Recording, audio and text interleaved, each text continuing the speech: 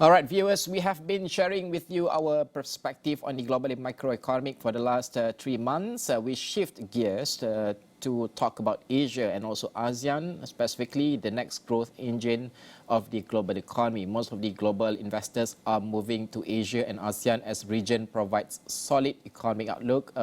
Joining us this morning is Shan Said, Chief Economist, JUI IQI. Shan, good morning. Thank you so much for joining us this morning, Shan. First of all, we have seen in the last 6 years, global players like US, China, Europe are keen to form trade blocs and also trade deals. For example, the TPP and also the RCEP with ASEAN and Asia as well. Clearly, the pivot of economic growth moving towards East, this is where bargain will start. What's your take on this? Yes, absolutely, Najib. The market is huge. The total market of ASEAN is 620 million people. In 2019, the GDP size was 2.87 trillion. Now, as of today, the GDP size is 3.15 trillion. Obviously, there's a 9% increase. So the global pivot is moving towards Asia and to ASEAN because 40% of the population is young. There's a growing middle class. There's a modern infrastructure. And most importantly, the educated labor force makes ASEAN so attractive for global players to enter into a trade agreement. And most importantly, the key variable for ASEAN is the macroeconomic stability, which will be the key factor for many economies in the next 3 to 5 years. So ASEAN remains on the global investors' radar due to its rising income level, rising middle class, and most importantly, the educated labor force. Shan, infrastructure investment has become a huge variable due to its impact on the macro outlook. Is ASEAN the big story in infrastructure landscape? Yes, in November 2014, I wrote an article for Malaysian Reserve, and I mentioned that ASEAN requires $1.2 trillion in infrastructure investment.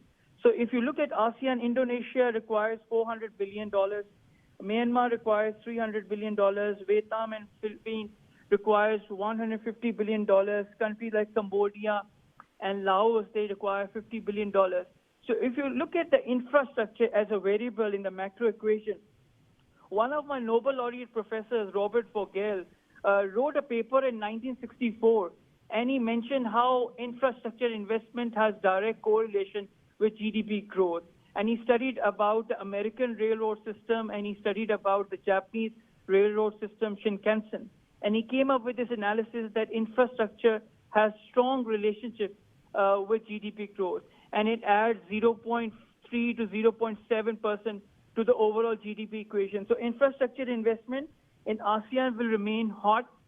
Most of the economies like Indonesia, Philippines, Vietnam, Malaysia, they will go for infrastructure investment to improve the business efficiency and, most importantly, to attract global investors. Shan, now we are talking about new high technology innovation as well, AI, manufacturing, service sector, tourism, e-commerce, and also 5G, and also logistics. It looks like ASEAN is becoming the next trading hub of the world. How do we prepare for this, big role?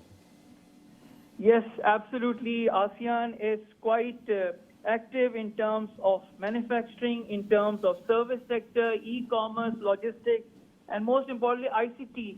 The integrated circuit technology has become so important for the global economy that they cannot leave ASEAN. And if you recall what ASEAN is doing right now, in 1980s, Japan and Korea focused specifically on the service sector. Service sector is becoming big. Look at 5G. 5G market is picking up very strongly.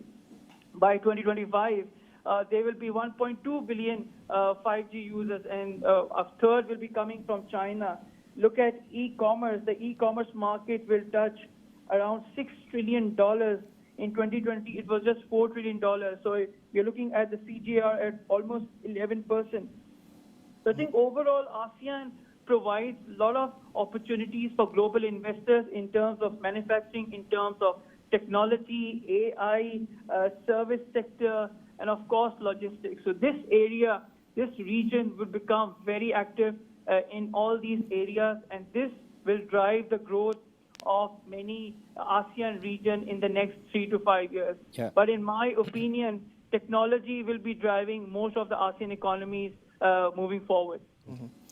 Sean, Haris here. Let's talk about Malaysia. You mentioned before that the possibility of a recession is low in Malaysia, and that the forecast of GDP growth between 4 to 5% is something we can expect for this year. What's the premise? I mean, now we talk about higher prices for basic needs. Yes, in my today's interview with Star newspaper, I said the probability of recession hitting Malaysia is low, is based on 3 key variables. There's a very smart way of looking at the economy. The number is one is the restaurant business. If you go to any area in KL right now, Pavilion, KLCC, Wanatama, BSC, you'll find 80% of the restaurants are full. That clearly indicates that people, consumers, have confidence for tomorrow. They expect economy to boom. So this is one of the areas. And you look at restaurant business, there's 7 to 8 industries related with restaurant business. You pick up car sales. First quarter, the car sales number were up 12%. And the third key variable that shows the pulse of the economy, that is the energy consumption. Malaysia ranks 28th right now globally in terms of energy consumption. So these are the 3 key variables to look at the economy in a very smart way. Number 1 is the restaurant business. Number 2, the car sales. And number 3 is the energy consumption. That drives us to make this forecast as Malaysia GDP for this year. We stand by it between 4 and 5% for this year. All right, Sean, thank you so much for joining us this morning. That is Sean Said joining us this morning.